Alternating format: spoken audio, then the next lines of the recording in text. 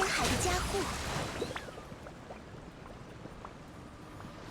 不会再犯同样的错误。Hello, hello. My name is Blaziken, and welcome to my Kokomi video. So, I actually want to start off by saying I didn't have fun with Kokomi as main DPS, but if you enjoy it, please don't let whatever I say impact your thoughts, right?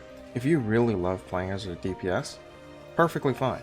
You should just play as a DPS, more power to you. But I'm entitled to my own opinions, and yeah, that's exactly what I'm going to express in this video. So, I'm just going to go ahead and, make this clear right away. I'm using okay support, but this isn't really the best team for Kokomi, right? Obviously, she's much better with Xiangling and Bennett, like, of course, right? No. Yeah.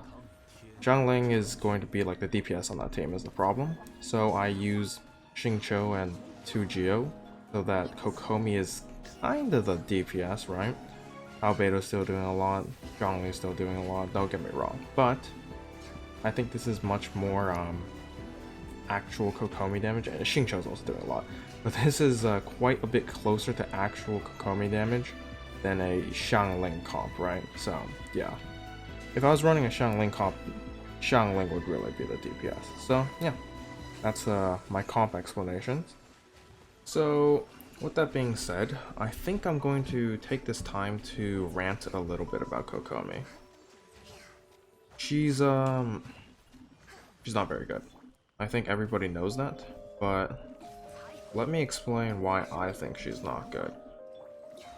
I feel like her kit makes no sense. Like, okay, there's a lot of healing, right? Okay, so you're making her a healer. Cool, right? That's fine. But then for some reason you have her burst, which is really there for DPS. That makes no sense. Like, why are you making her have like two different parts of her kit that are like completely independent of each other and that don't support one another? It makes like no sense, right? If you want to use her as a healer, you don't want to stay in with her, right? That's just a DPS loss for your team. If you want to use her as DPS, well, her healing component of her kit is taking away from her DPS, obviously, right? So because of that, it's a very strange, contradiction in her kit. So yeah, it just doesn't make very much sense to me. Of course it's going to be weak, it's all over the place, it's doing two completely different things. And both of those parts of her kit take away from one another, right? Look. She's okay as a healer, but the problem is with her as a healer, she doesn't do that much else, right? You don't need that much healing in this game. There's a reason why Chi-Chi's not great, right? It's because she's an amazing healer. She heals you like no other healer does, really, right? But she doesn't do anything else, right? Like, she might make it so, oh yeah, you're not gonna die, but what else does she do? It's not very valuable. So, yeah, that's really all the problems I have with Kokomi, really. She's quite a bad character. So, something interesting about Kokomi's kit that I wanted to mention is that there's actually a character in the game that kinda does, I think, what MiHOYo intended for Kokomi to do, but she does it better. And that character is Noelle. It's pretty interesting, but Noelle kinda is that healer DPS combo that Kokomi is supposed to be, but I think Noelle just does it better than Kokomi does. And there's several reasons why, crit is of course a big component of damage, so that's a pretty big deal, but also Kokomi's charged attacks are terrible. Like, they cost 50 stamina, which is insane, and then they don't hit very hard, especially with her weapon, because her weapon only modifies normal attack damage, not charge attack damage. So because of that, her charge attacks are basically useless, and you're stuck spamming her normals. And her normals have a very small AoE, which is kind of problematic, right? Noelle has a very large AoE, which makes her a bit better in that sense. Her damage is much better, probably because her healing is lower, and of course she can crit, so there's that. And yeah, I'm not sure what exactly they're going with for Kokomi, but Noelle just does it better in my eyes for damage. Kokomi might be the better healer, but I don't see that as quite as much value as the damage. So even with these teams, I'm like low-key struggling with floor 12 of Abyss. It's not that bad, I guess, right? But I think I'm running the first half fairly fast, like not as fast as possible, but I'm running it at a pace that's probably a bit faster than realistic. And she's kind of edging out, barely 3-starring these chambers. It's pretty sad. Now, of course, if you're running Xiangling and Bennett, it'll probably go a lot better. But to be fair, when she's doing that, she's enabling the Vaporize reaction. There's a character in the game that does it better. His name's Child, yeah? So, yeah, she's a worse Child in that sense. She does heal, but Bennett exists, right? And like, I mean, are you gonna take Bennett off the team because she heals? I'm not so convinced, right? Maybe you can run Bennett on the other side instead, right? That's fair. But the point is that Child kinda just does the DPS role just straight up better than her, right? He's got better AoE, he does more damage, he's just a lot stronger. And Child is a character that's nearly a year old. So it's, I don't know, it's a little bit bad, I guess. And of course, I have to show off floor 11. She's built for floor 11. It's pretty obvious, right? Floor 11, well, it's hard to say whether she was built for floor 11, or it's just this floor 11 was built for her. It's probably the other way around, honestly. This floor 11 was probably built for her. Yeah, she's fine on floor 11, but if I'm being honest, like, to be fair, like, there's better options than her. She's really good, don't get me wrong, but like, if you have a well-built Bennett, you're not gonna be dying, right? It might be a little bit annoying, but you're not gonna be dying. If you have a well-built Junior, probably fine. If you have a well-built any healer, you're probably fine on floor 11. But yeah, I mean, she's a healer, so she's gonna do great on floor 11, yeah. So yeah, she's convenient on floor 11. She's quite excellent, you know. She's a DPS that heals your entire team, so it's really convenient, really easy to run through floor 11 with her. But if you're pulling her to beat floor 11, I would reconsider.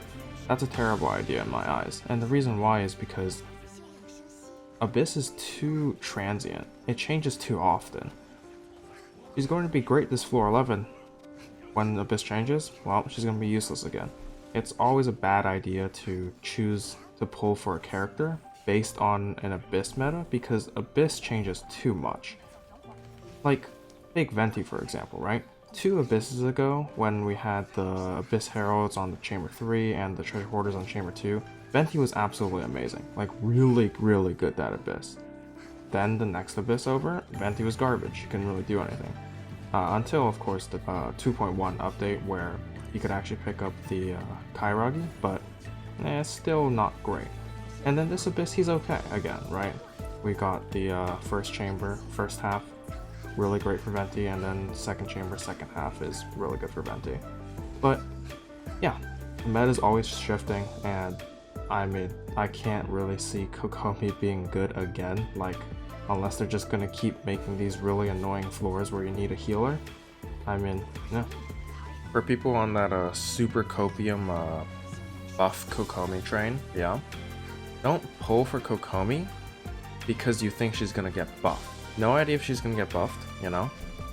The precedence is Zhongli. That's the only character that's been buffed, and half of his buff was like a Geo buff. So, yeah, you know, hard to tell if Kokomi's gonna get buffed or not. Maybe, hopefully, but, you know, I wouldn't count on it. So, as I'm wrapping up floor 11 here, I think that Kokomi did really well, but to be fair, most characters do pretty well on floor 11. Mobs aren't that strong, it's just quite an easy floor for DPS checks on like floor 12 right now. So yeah, I mean, it's not surprising that she crushes floor 11, but keep in mind that it's floor 11, so it's not that hard. Any real build character can do it. So, if you did pull for her, I suppose we should take a look at the recommended builds. So the weapons. This is her best weapon, and it's not close. For DPS, of course. For non-DPS, I mean, this is still a pretty good weapon, because HP healing bonus, if you're running as a healer, this is still going to be your best weapon, so, you know, cool, but I wouldn't recommend pulling Weapon Banner. Running DPS, of course, Atlas and Memories of Dust are pretty good. Memories of Dust only good if you're running like Zhongli or something. Atlas is always good. Lost Prayer is not so good. That crit doesn't do anything.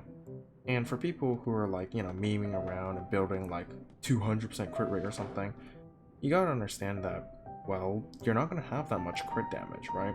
Like, to be fair, you could have a good, you know, I don't know, 100 crit damage or something, right?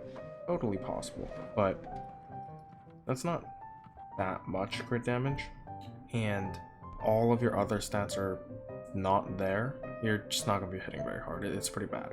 Dodoko Tails is probably her best 4-star option if you're running as a DPS, but I think it's just not a great idea to run her as a DPS without this weapon, honestly. It's a really large damage boost. Sacrificial is okay for her if you're running her as a healer, but as a healer, Proto Amber is definitely the better one. It's craftable, so run that. And of course, Thrilling Tales is probably the best option actually for her as a healer, HP percent.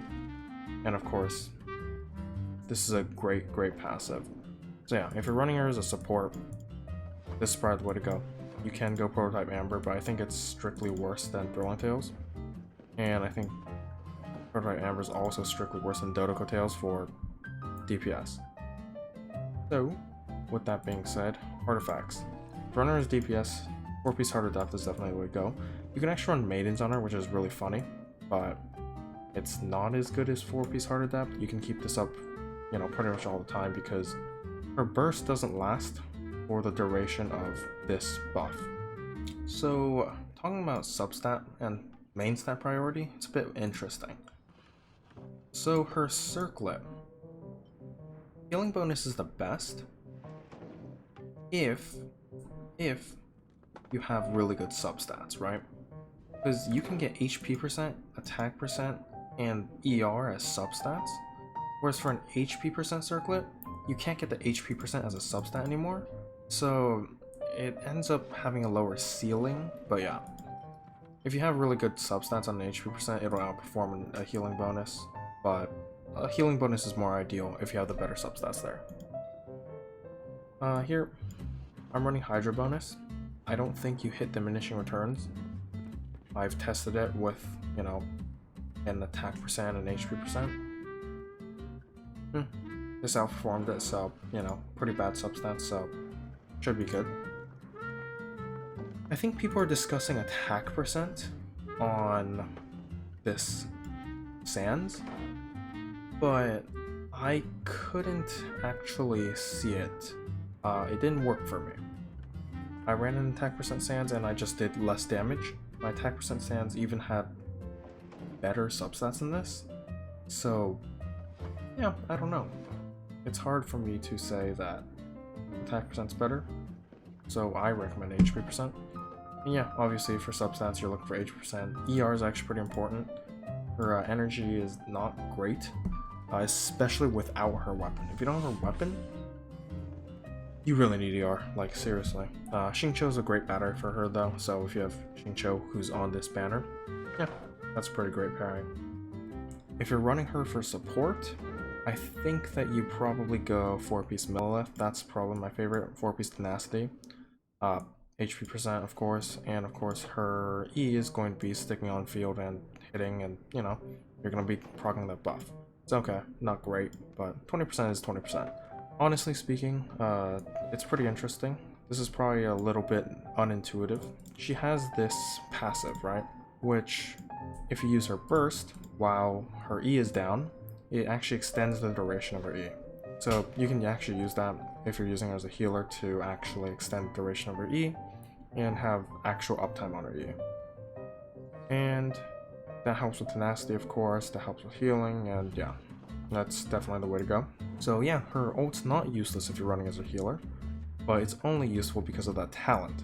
And yeah, that's probably the best set for her if you're running her as a support. Honestly, if I was running her as support, I wouldn't even worry about it. I just run random pieces that I have lying around and slap them on her and then give her throwing tails or something. But I think the best thing to do is just to not pull for her. Just kidding. Kind of. Not really. So for talent priority, of course if you're doing DPS, these two are the ones you go for. This is more important than the burst. Running as a healer, of course, this is going to be better than either your normal or your burst. That's her talent priority. This is an important talent, as I've already mentioned. This is a very strange talent, but it allows you to run healing bonus circle on her. And healing bonus is, if you're running her as a DPS, really good. Because you can get actual substats basically. Now, there's another thing that people might think of, which is just don't level her up to hit this talent, but she'll be at like level 60. That's terrible. If you're running as a DPS at level 60, you're going to be dealing very little damage. Two reasons. Number one, your talents can't go as high. That's a pretty big deal. Number two, there's a thing called defense in this game. Defense is calculated based on your level, so when you're a lower level, you deal less damage. So yeah, it's just not great. And of course, stats. You have way lower stats at level 60 than 90. So closing thoughts about Kokomi. She's not great. So I would, for the most part, not recommend pulling for her. If for some reason you really need a healer and you're just not able to do anything without a better healer, I guess you can get her, right? Like, she's a good healer, but I doubt that's ever going to be the case. And even if that is the case, you have some great alternatives for healers. So I'm not sure pulling for Kokomi to get a healer is a very good idea. But with that being said, thank you guys so much for watching. Please make sure to like the video if you liked, subscribe to my channel to see more content like this, and yeah, comment down below if you have anything to say. And with that being said, thank you guys so much for watching, and I'll see you guys next time. Bye.